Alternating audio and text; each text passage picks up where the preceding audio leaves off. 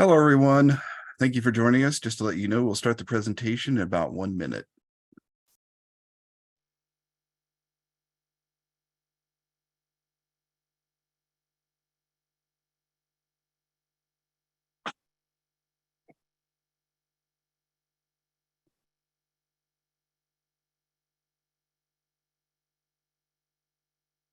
Hello, thank you so much for joining us once again. We'll just let you know, we'll start the presentation in about 30 seconds.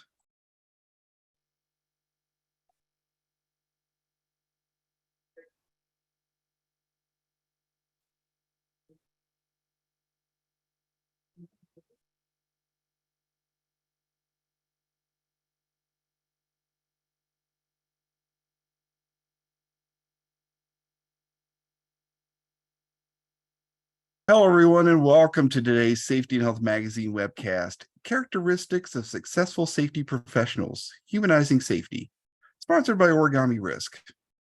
This is Alan Ferguson, Associate Editor at Safety and Health, and I'm moderating today's event.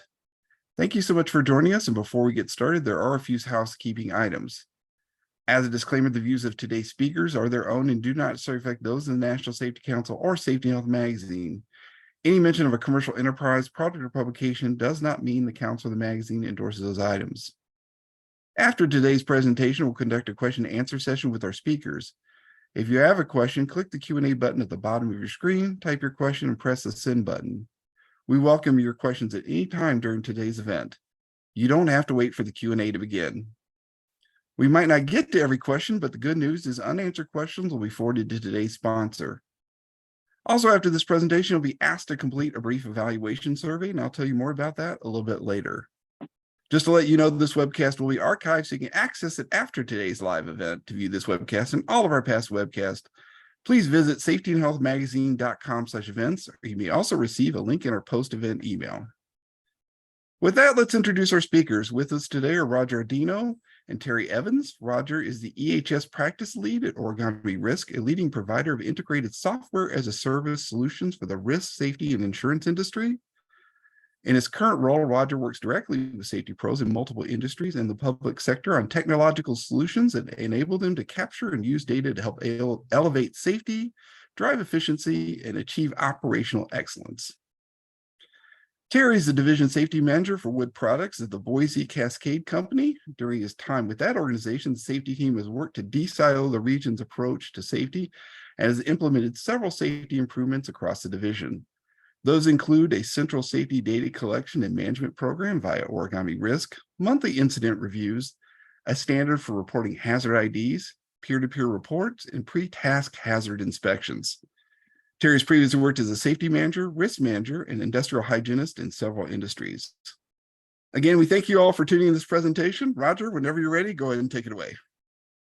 Thanks, Alan. I really appreciate it. And thanks again for joining us today as we talk over some of the top characteristics of successful safety professionals. Now, let me begin by doing one more piece of housekeeping. I've got a 115-pound dog behind me. Just so you know, he's going to bark. That's the dangers of working from home. As we get into talking about characteristics of safety professionals and what makes them, in our opinions and our ideas, very successful in their organizations, what we're going to be trying to talk about is building characteristics within your own practice. And so why are we doing this? Why are we having this talk today?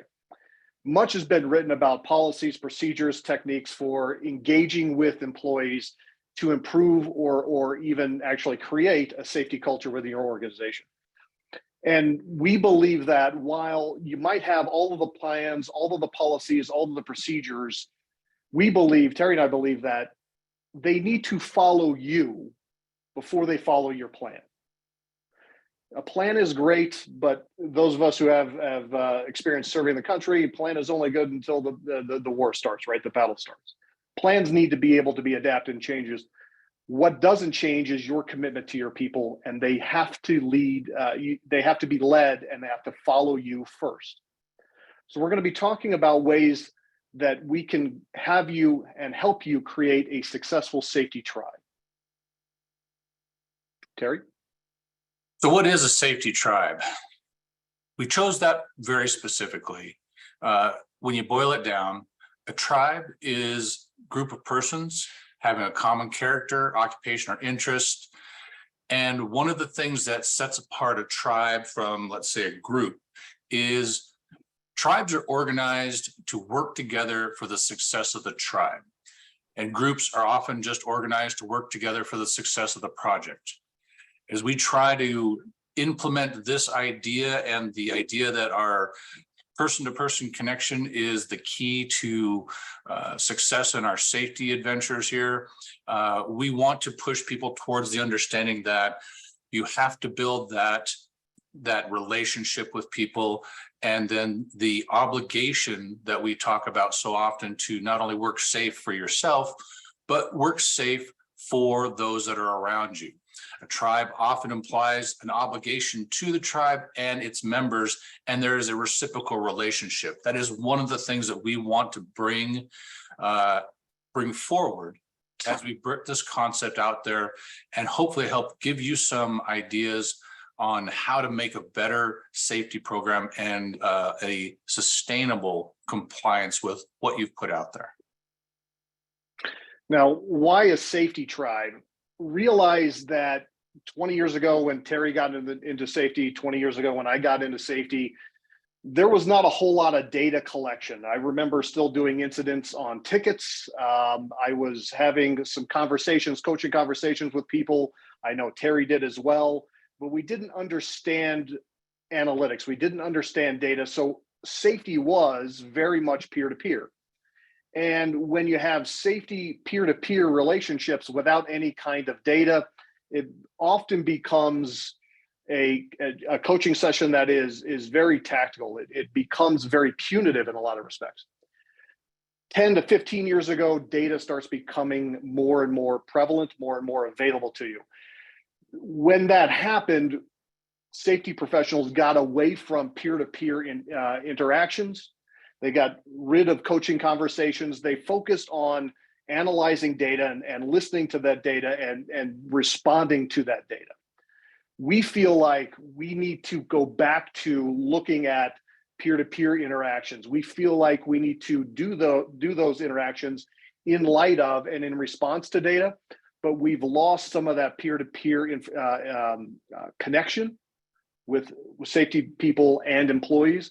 And that's what we're going to try to give you some characteristics to build on today, is building a safety tribe that does work together, that does work for the benefit of others around them, and is a sustainable solution to your safety culture and your safety program. At the end of the day, we're trying to affect behavior change in employees. We're trying to get them to believe in you, believe in your leadership, and also change the way they act and respond day to day on a job site or in a location. So we're trying to affect behavior change in employees. And we're trying to get them to see that not only do they need to pay attention to you as the safety supervisor or as a safety loss leader, something like that, but they also need to pay attention to everybody else in the tribe. They need to pay attention to their coworkers and fellow employees, because it's not about following a plan, following procedure. This is about the good and welfare of everybody around them. And when you make that change, when you have that impact, you will see sustainable improvement in your safety plans and culture. But how do you do that? We'll show you here in a few moments. Another reason to have a safety tribe and to look at peer-to-peer interactions, we need employees to see safety as the job, not just part of the job, and certainly not part of the job that requires them to, sit at a meeting for 10 minutes before they start work to listen to you. They need to see it as the job. And when they start seeing it as the job, their behavior changes. And remember, folks, that in fact, they don't come to work every day just to do a job, right? They come to that job so they can take care of their families, take care of their kids, have the lifestyle they've grown accustomed to. This is why they work. We need to make it so that safety is the job, so that they can get home to their families and friends every night. Let's talk about what doesn't work. I think that many people, particularly employees, particularly operators out there, Terry, and you've probably experienced some of this in your career, they look at safety as though safety is a traffic cop, right? I remember when I got involved at first at safety, I was literally handing out tickets to people saying, hey, you did a bad job here. Hey, you need to improve this. Hey, you weren't wearing that PPE. Hey, you weren't. Very punitive.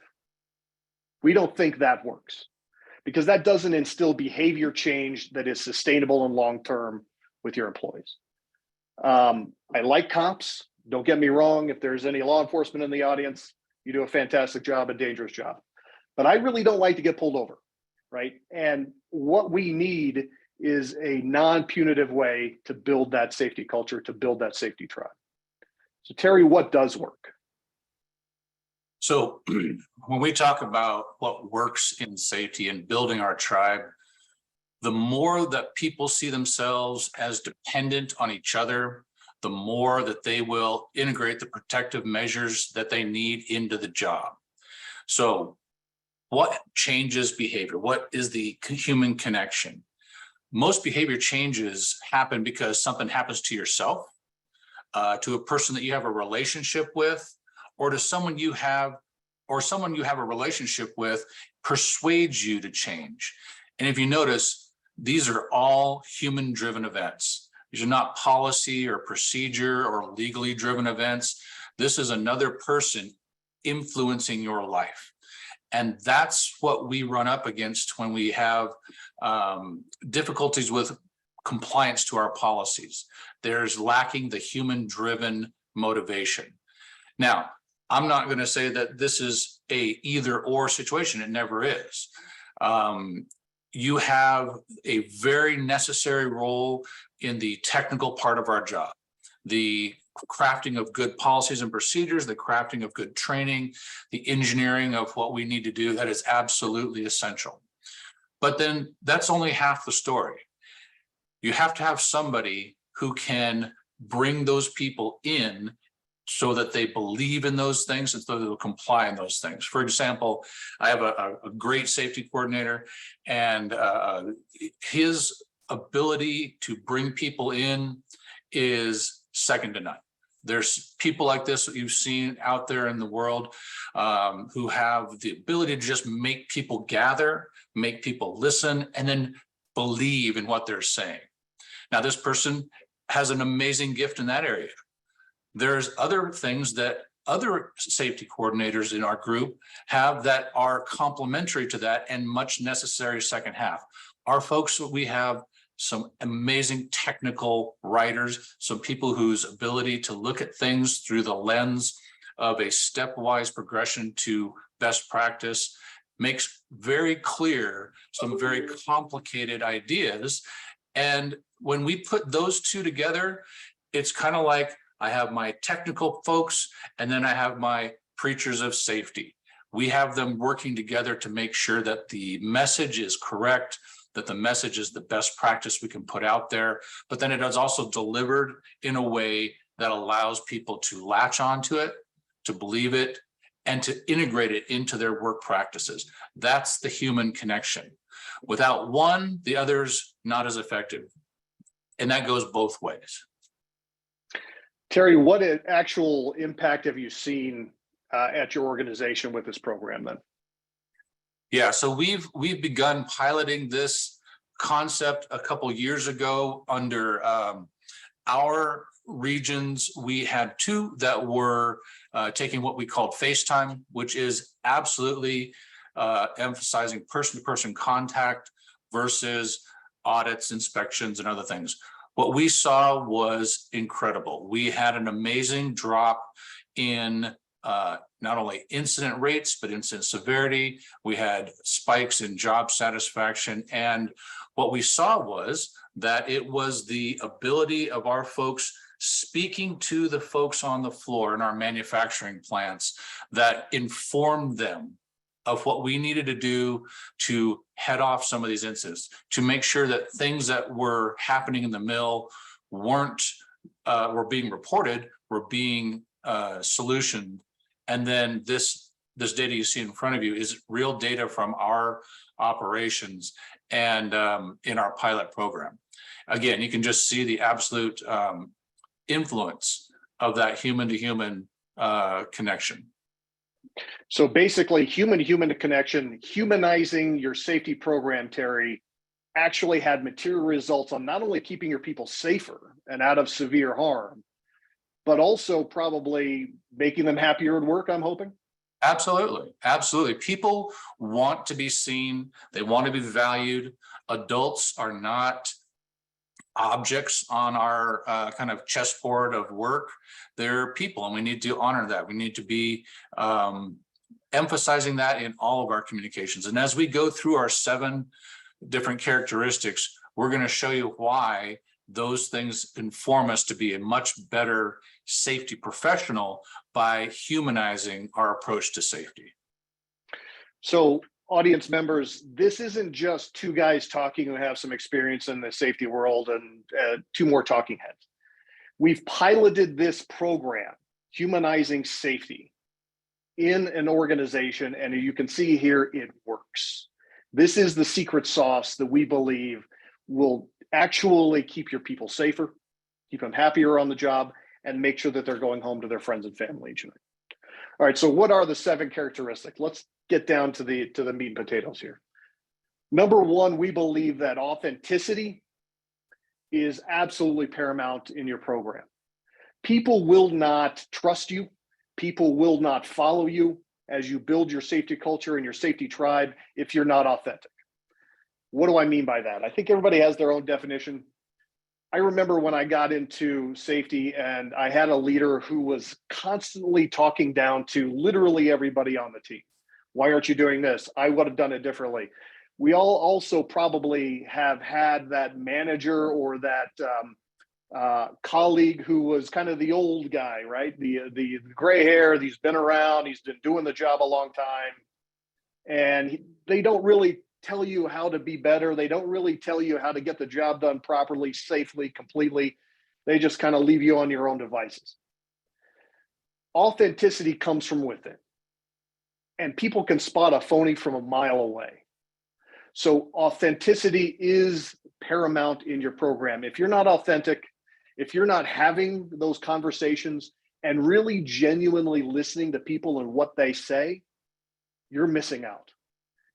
And again, you cannot build a safety tribe. You cannot build a safety community. You cannot see more performance improvement on your safety plan without being authentic. It just doesn't work.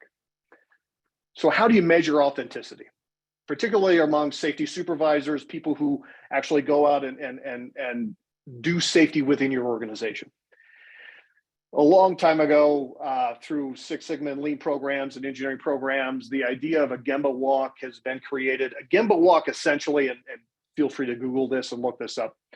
A Gemba walk is essentially the ability to go out on a factory floor, out into a job site, out into where your workers are doing the work and having conversations with them, asking them questions like, if there's one thing that we could change to make you feel safer, what would it be? Open the door to that conversation. If there's one piece of gear that you don't have that would make you feel safer, what would it be? Do you feel completely safe in this role, or are there things that we need to do? How do you feel about your colleagues? How do you feel about your work? How do you feel about the quality of your work? All of these things are questions you can ask during a Gemba walk. I would very much suggest that you take a look at doing Gemba walks, deploying Gemba walks out there, measuring how many times a Gemba walk is done. Also measure how many times you've implemented change based upon the feedback you've gotten from actual workers, drivers, operators, welders. Doesn't matter what the work is done, asking them questions, taking 5 minutes and asking them questions. This is the way to measure authenticity, because you can't do those Gemba walks if you're not authentic, if you're not listening, if you're not really understanding, putting yourself in that person's shoes, what they're experiencing on a day-to-day basis. And the more you do of these will lead to more authentic talks down the road. Also, just as a side note, embrace empathy, right? We've all been workers, we've all done work, and now we have safety or safety leadership positions. It's always a really good idea not only to forge relationships, but long-lasting, enduring relationships with your employees. I told Terry recently that we had a study came out that after the pandemic, a study was brought to various industries all across the US. And the study basically said, hey, how happy are you at work? That was the goal of this study. And what ended up coming out of it was people are pretty happy at work with what they're doing, right? Because before the pandemic, they were working jobs they didn't really like, they didn't really love. After the pandemic, they got out of those jobs, or maybe they were forced out of those jobs, and now they're doing work that they enjoy. Now getting them to be authentic with you and requires you to be authentic with them. If they're in a happy place, they're doing work that they enjoy, being authentic, being empathetic with them during these Gemba walks, critical for your programming. Terry, talk to us about becoming influential, which is the second program here. Right. So your authenticity was going to influence how influential you are. You can't be influential over something you don't have a relationship with. And relationships are all built on common threads between people. So when I talk to people and I mentor them on how to be a more effective safety professional, and we talk about how to influence, I say, you know what? Drop the act. Don't act into your role. Be the person that you are. That's the thing that people, I think, oftentimes miss, because if you want to be influential, you don't want to sabotage your authenticity by acting like a manager, acting like a safety professional. Just be yourself, and that will bleed through. It's just, I hate to admit this as a not only safety professional, but as a former industrial hygienist. I used to be a smoker. I used to smoke a lot. Yeah, and I worked in the oil and gas industry. And if any of you have ever been in the refineries, you know that we were doing construction in the refineries. And you go to the smoke pit. There's one designated area per section that you get to smoke in. And what I realized was I was in there, and as soon as all the craft got in there, and then the different management got in there, who were all smokers, we stopped being iron workers and pipe fitters and steam fitters and superintendents and safety people. And it just became folks who were having cigarettes. I'm not saying that's a good habit to get into, and don't tell anybody that I've said the better way to become a safety professional, pick up a pack of smokes. I quit smoking, and that actually negatively impacted my influence on that job, because while we were inside the smoke pit, I was talking to people, they were talking to me. It wasn't craft and management barriers. It was all that act had gone out. And it was a real eye-opener to me. Now, I didn't pick up smoking to go back in there and get better, but the idea that the connected threads between people is what makes you influential, and that once you drop the act of whoever your role informs you to be, you're going to be a lot more influential. The other thing that you have to do is, it can't just be a one-person show. If you're going to become influential, you always have to be recruiting. Realize that it is all about finding and bringing into your group the influencers on your job, at your site, at your project, whatever. Look for those people, because then by bringing them into your group, your influence spreads. You win them over, they will be doing the work for you out in the field when you're not around. Another thing to remember is that is all done by being present on the workforce and genuinely talking to them about things that are important in their life. So you're recruiting these people, you identified them as influencers, and to increase your own influence or the influence of the safety tribe that you're building, ask them questions that don't have anything to do with work. Give them feedback on the things that they're talking to you about. Take an active and authentic interest in what they're doing. And then as you begin to feel, okay, how do I measure this? Your influencers and the people that you're bringing into your tribe, you can recognize their efforts by certifications, badges, things of achievement. Any of you who have worked in large project construction will notice that there's a a very large collection of different stickers on people's hard hats as you go through the project. People will take those hard hats project to project, and it kind of shows where they've worked, what they've done, what their affiliations are.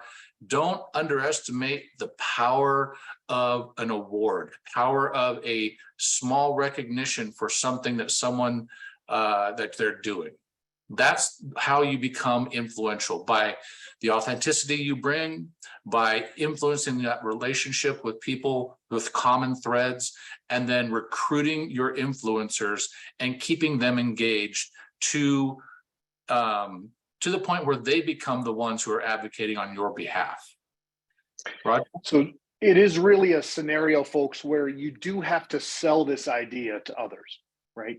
You do have to use your influence, use your authenticity to make sure that on every single job site, every single location, every single group, that you're culling those influencers that will help you spread that influence out when you're not there. This is a sales job in some respects. You need them to believe in you and your plan. Without that, as soon as you walk away, and I've been on many job sites where safety walks off, all right, now we can get back to work, right? And doing what we always did before safety got on site. That's a problem. You need that influence to make sure that they all see safety as the job. And so your influence spreads like wildfire. Yeah. But it's not just influence, Terry, right? There's really a mindset that you need to really hold on to when it comes to building your safety tribe. Talk to me about being a servant leader. Right. Servant leadership is not a new concept. It's something that we had in business for quite some time. But when we talk about the characteristics of people who bring people into their tribe, building their safety tribe, one of the things that I think embodies the best of all these characteristics is the concept of servant leadership. Servant leadership, to be clear, is not leaders being servile. They are not servants in what you would think of as a servile person. What they are is people who will willingly serve others. You can think of a long laundry list of people who serve others as their job. First responders, law enforcement, military, medical personnel, all those people who their entire job is to serve the common good, serve the people around them.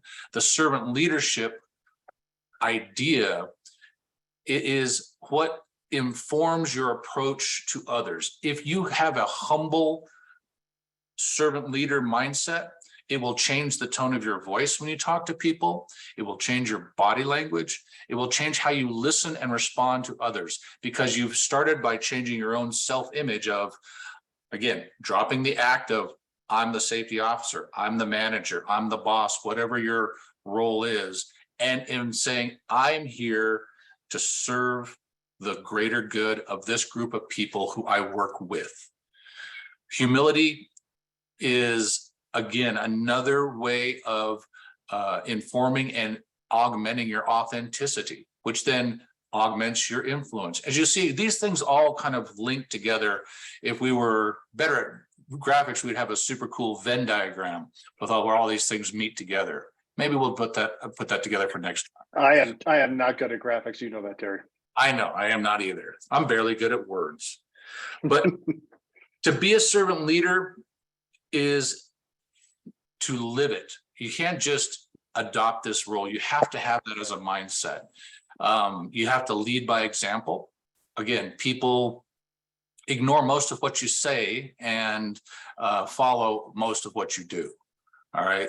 Our servant leadership mindset is, again, a way to help people understand that they are part of the tribe as you are part of the tribe, and not just objects on some sort of corporate chessboard that everyone's getting moved around to some, far on goal down the road. That, I think, gives us the tools to effectively mentor people, to bring our influencers into the tribe and keep them motivated, because, again, it is who you are, not who you're acting like. Rod? Thanks, Terry. So we've given you some, I think, intangible tangibles, right so far. Three things: authenticity, influence, servant leadership. Let me give you a little more tangible story. What I would suggest is a thing that you need to have really keen eyesight on is focusing on long-term results while making small changes. So if you follow sports, I'm going to kind of go on a tangent here a little bit. There are three huge cycling races, bicycle races in the world. There's one in Spain, there's one in Italy, and the Tour de France. I'm sure you've heard of it, Lance Armstrong, et cetera, and so forth, right? It's actually going on right now in France. 3,000 miles over the course of 3 weeks. These men put themselves through suffering. They lose up to 6 or 7 pounds a day just going up mountains on bicycles. And I've ridden a couple of these stages. Grueling. What takes me 6 hours to do would take the pros 2.5, right? There was a team called Team Sky, and they were looking at performance of their athletes because it is a team sport, the Tour de France. And they were saying, look, you can't really separate our team from any of the other teams in terms of performance because all these people, all these men are extremely high performing endurance athletes. So we got two ways to do things. One, and you know, obviously we can't give them illegal substances. So how do we make our performance better? What they did is they looked at what they called marginal gains. This concept of marginal gains, small gains here and there. How can we tweak this or that or the other thing to improve our performance? If you've traveled overseas, particularly as an American, I'm literally sitting in air-conditioned comfort right now at my home office. There hardly is any air conditioning in France. Also, the beds suck. The food's good if you can find it, but if you're in a remote part of France, it's tough to find something that's good and healthy for you. So what Team Sky did was actually brought mattresses for each one of their athletes to the Tour de France. So every night they got better recovery, better sleep. They have massage therapists and physiotherapists working on each one of these riders every single day. Another thing that they did was they brought their own chef who could prepare nutritious, yes, but proper meals for these folks every single day. Better nutrition, better recovery, leads to better performance. And Team Sky won the Tour de France 5 or 6 years in a row. It was huge dominance by tweaking just a couple of different things. That's what I'd like to see you guys do. Tweak a few things in your program with the eye on long-term results. So by measuring observations, by measuring these face-to-face interactions, these human interactions you're having with your employees, your workers, your teams, measuring corrective actions that are complete and sustainable. You're tweaking a couple of small things here and there in your program. This isn't trying to boil the ocean. This isn't running before you know how to walk. This is just tweaks here and there that lead to better performance over the long run, sustainable performance over the long run, measurable performance over the long run. And if you tweak 2 or 3 things here and there every single year, you'll keep your people safer, you'll keep them happier, you'll keep them with you, and you'll become more influential. The other thing that I would say, I think is paramount in your programming here: authenticity, influence, servant leadership, looking at small tweaks to make long-term gains. You got to be courageous. Eventually, you got to speak up. And that not only is you, and I mean you talking to leadership, you talking to executives, you talking to a COO saying, look, I need this and I need budget for this. This will help us be safer. This will help this team produce more, produce it faster, produce better quality. But it's also instilling courage in your workers. If they see something, they need to say something, right? But too often, we're all guilty of not being very courageous. I've literally walked through the airport, seen a bag unattended, walked right past it, don't give a crap. That's me. I've been there. Not very courageous. Courage comes from within, but it can be brought about by you into your employees, instilled into your employees and team members. If they have the courage to speak up to you, that gives you courage to act onto their recommendations, act on their suggestions, act to make the entire tribe safer and better and more productive. Increased participation in safety programs is the way you measure this. How many new people, new hires, new employees, even the old salts, how many people are you're seeing actually participate in your safety team meetings, into your safety training? How many people are raising their hands saying, hey, I'll lead one. If you're not going to be in town, I'll lead that safety training. This is an easy way to measure courage, is with new volunteers coming into the tribe and saying, yes, I want to be part of this. And I would really, this is one of those things that everybody needs to look in and of themselves and say, you know, I see a couple of areas where I've not been courageous. We could have used this. I didn't go ask somebody for the budget. I didn't go ask somebody for the tool. I didn't speak up because it's easy not to. Courage is hard, but we all have that ability to. And I would say, look, when you do this, when you have the courage to speak up to somebody above you saying, hey, I need your help with this, that instills your influence and gives you authenticity to then do it to others, right? That will build your safety tribe. All right, Terry, we've talked a bit about the humanization, but you mentioned the preacher and the technician. You don't want somebody who's extremely analytical, right? Looking at spreadsheets, looking at numbers, looking at data. You don't want that person necessarily telling the message to the masses. But you also don't want the charismatic preacher telling that story to the masses, looking at data, but you need both, don't you? Tell me about being a data beast. Absolutely. I mean, in a perfect world, we would have all the time and treasure we want to do these things, all the resources we could, but that's not the reality. We have to be very, very jealous of what we do, and because it all comes at the cost of something else. Becoming a data beast and using the ability to collect our leading indicators, these indicators of collaboration, the indicators of where we have people making contact with other people, and the data that gives us, what's going wrong, what's being neglected, what doesn't translate from training to knowledge on the work floor. All of these things are absolutely essential because it tells us where we're going to spend our time and treasure. All right, we have to have metrics that are authentic to what we're trying to do.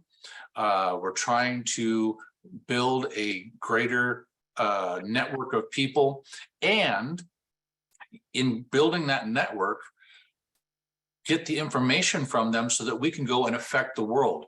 Our world, metrics that have no mentorship or no action associated with them are meaningless. There's just data. We have to have these networks to influence people, but then also to bring data to the forefront and say, okay, of all the things that we can do, if we focus on these 3 things, or whatever that number is, we will have the most effect on our people. The best way to get them out of danger is to do these things, and that is informed by data. And you're right. We need a system, and we need people who understand how that data can be collected and put into actionable informations. So things like hazard observations of people at work, training hours versus total hours at work, coaching interactions, hazard assessments, the number of JSAs and lockouts trained or other policies that trained. Again, achievements, certificates of achievement, coaching interactions. All these metrics are based on human-to-human interactions versus static, you know, hey, we did X number of fire extinguisher inspections. We did Y number of, inspections on our forklifts. Those are all essential. You have to make sure that the physical world is up to snuff. I'm not saying don't do those. I'm saying use the metrics that we are collecting that are around the data between people to influence where you want your people to start putting their actions to. You can to absolutely make sure that you are collecting the required data on how many inspections and things like that are done, and to make sure that doesn't fall down. You have to have that. Again, there's the technician and then there's the preacher. You need both. But where you say, how do I know what to point my leaders at, my safety professionals at, my influencers at? It is the data that you get from hazard assessments and the coaching interactions and the follow-ups to training, those sort of things. That will also help to build all the other elements we've been talking about in creating a good and well-functioning safety tribe. Again, people's comfort level with your safety program will increase with understanding that safety is focused primarily on the person versus the company. Again, tracking and using work comp costs and some of those other things are important, but it has a disassociation from the people on the floor when you're trying to influence them and show them the data that they think is going to, or that will be most influential in them. Again, I am a huge believer in tracking leading indicators versus lagging indicators. We did use, incident rate as a proxy for that in our data slide, but that's a conceptual thing. We know that type of measurement is influenced by many other things. So incident rates, while important, are but one part of many parts. If I threw all the things that we put up on a slide to indicate where we're going, it'd be a very complicated slide that we would have to kind of dissect, and that's really not for this presentation. We have to do that, and in order to do that, you have to have people who are comfortable leveraging technology.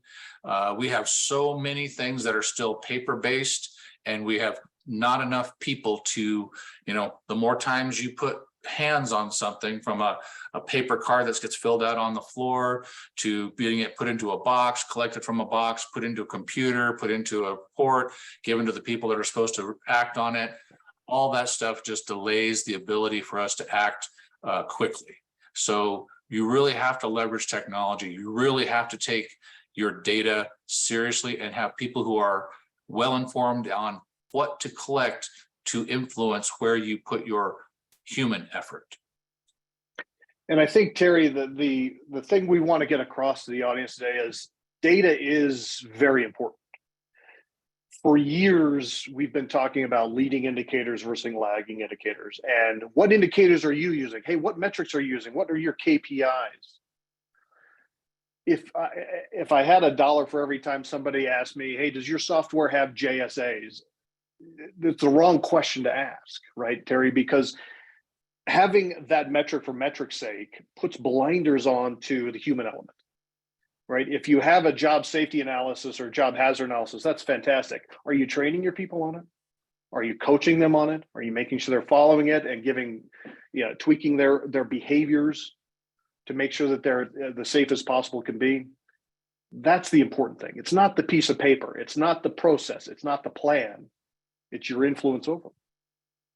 Well, Now, you and I talked about this a lot, and we've, really focused on the idea that, policies, procedures, paper, that's information, but it's people who are influential. You need both, but you really have to have both. So, yeah.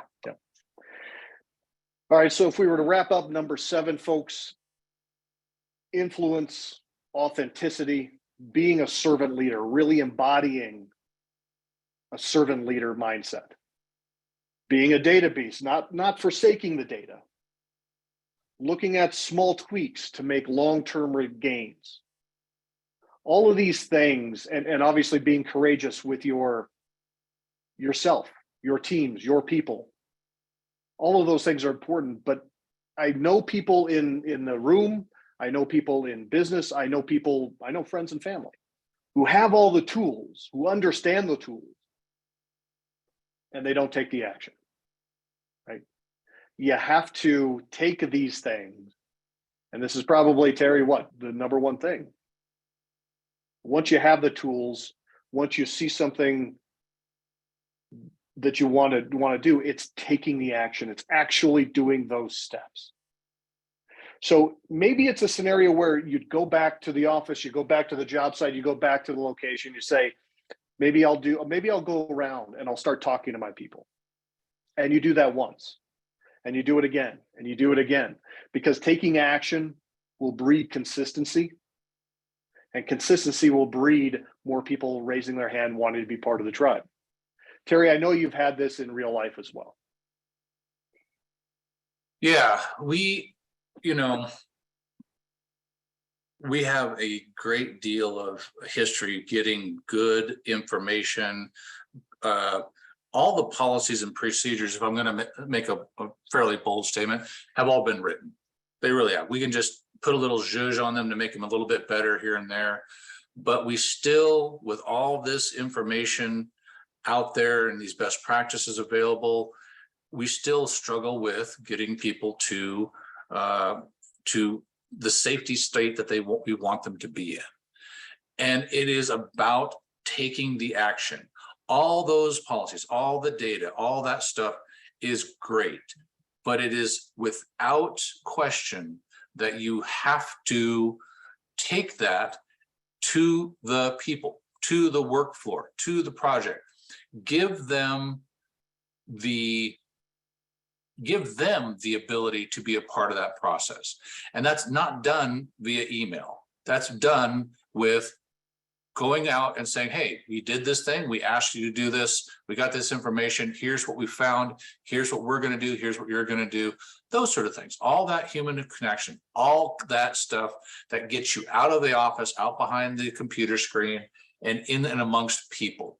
Again, that's why you should really, you have to leverage technology to get something in there to allow you to be doing the punch and crunch. I mean, Roger, you and I both talked about this with, in the old days, making manual spreadsheets to try and get to the root cause of things and figure out what's going on.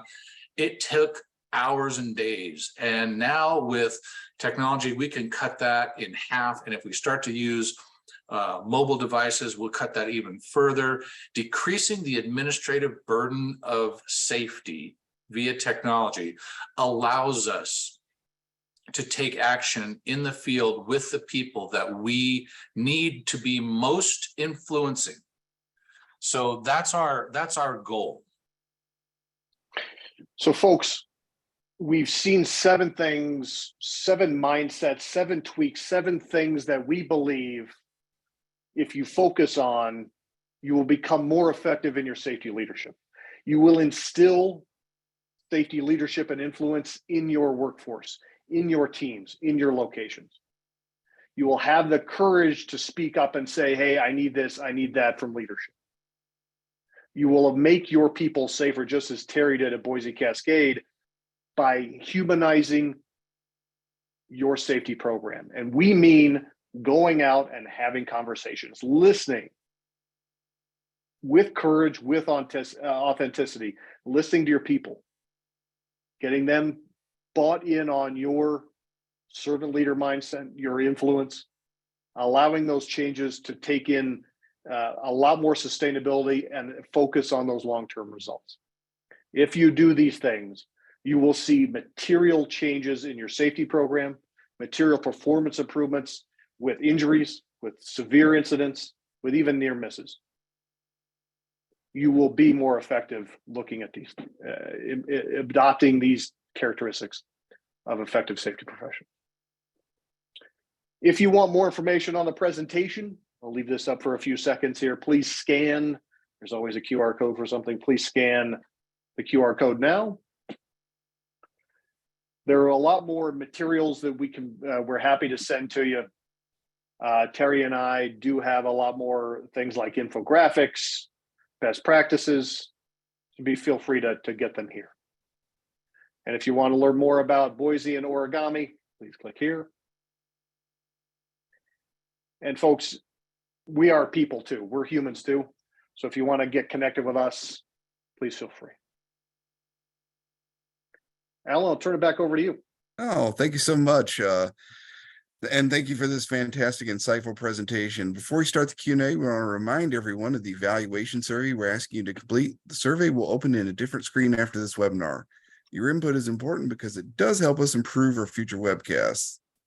And as a reminder for our attendees, if you'd like to ask a question, feel free to click the Q&A button at the bottom of your screen. And as a reminder, if we don't get to your question, all unanswered questions will be forwarded along to our speakers. So let's get to some questions. Number one, which of the characteristics do you find most helpful to the success of a safety professional? Well, I'll kind of field this one. I gotta say, if I have to pick one, I would have to go with being a servant leader. To me, to my mind, to what I've been looking at, servant leadership embodies, if you can adopt that servant leadership model, it embodies the majority of the things that we've talked about individually with detail to become a more effective safety professional. So you can't be a servant and not have most of these things on your docket when you're talking to people. Our next I agree question. with that. I'm sorry. Sorry about that. Sorry, Alan. I totally agree with Terry. If you have the servant leader mindset, and there's tons of books, we're happy to give you some suggestions there. Lots of resources on servant leader mindset. Look into that. That is a game changer for us. It stops, as Terry said, people putting on an act or putting on a title, or it really humanizes the way you approach your job, and it really affects the outcome of building that safety tribe for you. So I'd agree with that.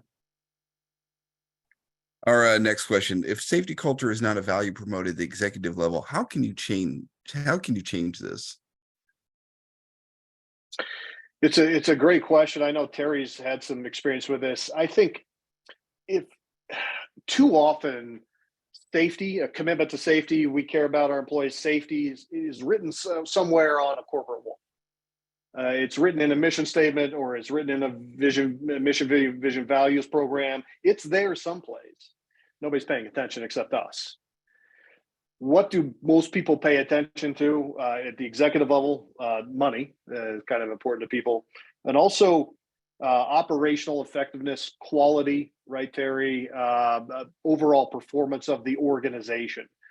So I think from a money perspective, and I'll let Terry talk about the quality organizational performance piece, but from a money perspective, as we showed you on that graph, the more face-to-face interactions, human interactions you have with your employees, that drives down injuries and incidents.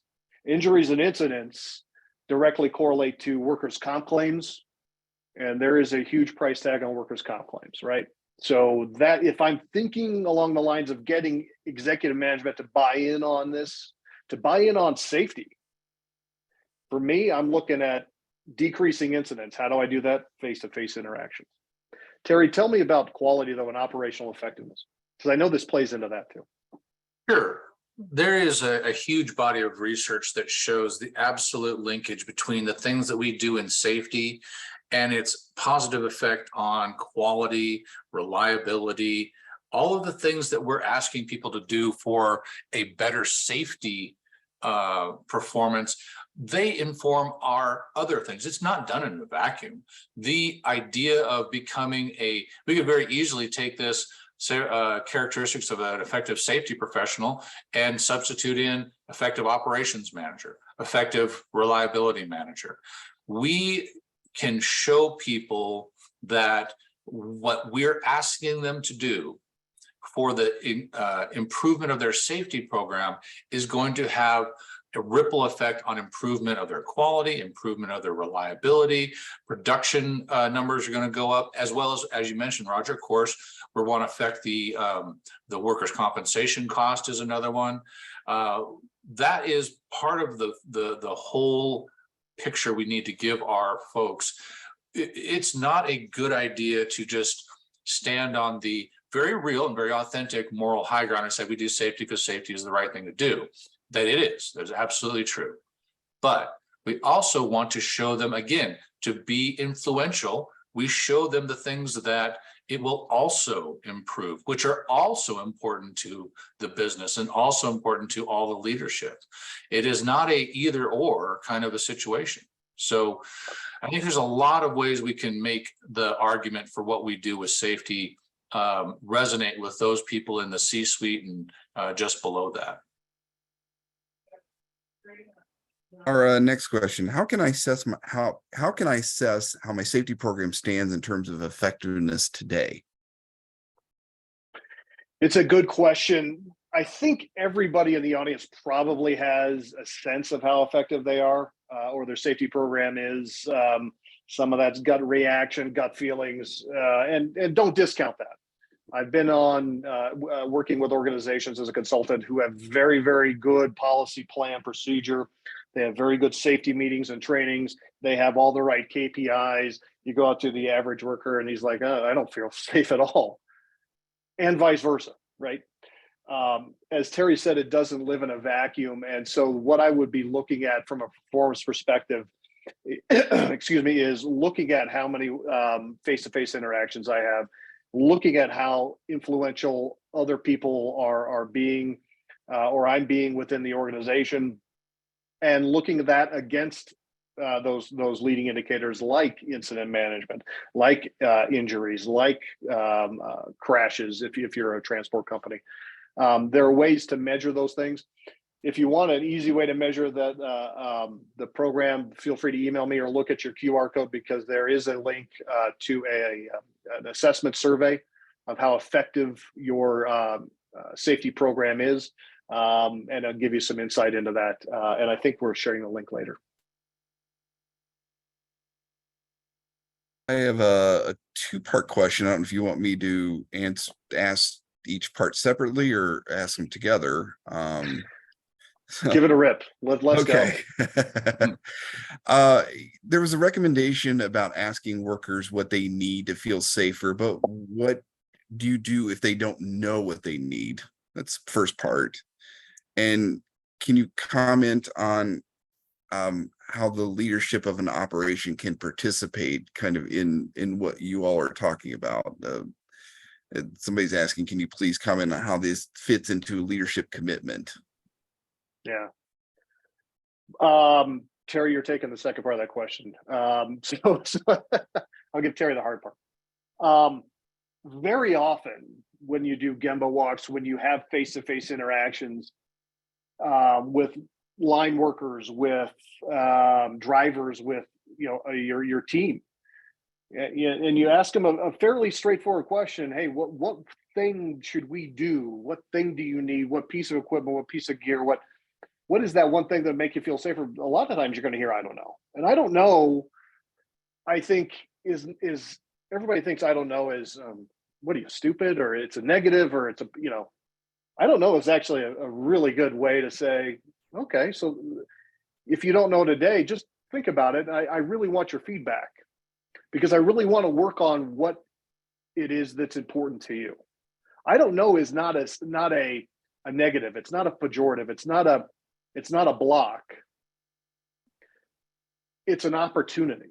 It's an opportunity to come back to that person the next day, the next week, go, hey, Joe, I asked you that question. Do you have anything for me? Right? Give them the chance to think about it, because maybe they're new on the job site. Maybe they're new to the role. Maybe, right? There's all kinds of things that could influence that.